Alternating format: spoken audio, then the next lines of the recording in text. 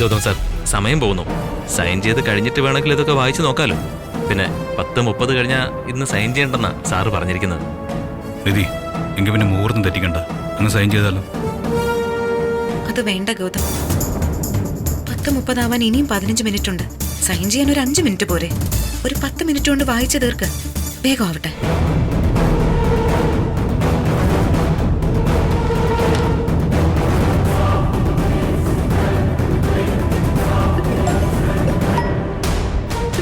ആരാ നിധി?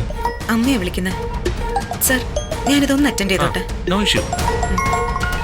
ഹലോ അമ്മ, എന്തേലും അത്യാവശ്യ കാര്യമാണോ? ഹലോ, ഇതാരാ സംസാരിക്കുന്ന? നിധിയാണോ? ഹലോ, നിധിയാണല്ലോ സംസാരിക്കുന്നത്. ഇതാരാ? ഇവിടെ ബാലസുബ്രഹ്മണ്യ ക്ഷേത്രത്തിൽ വെച്ച് ഒരു സ്ത്രീ തലകറങ്ങി വീണു. തലകറങ്ങി വീണോ?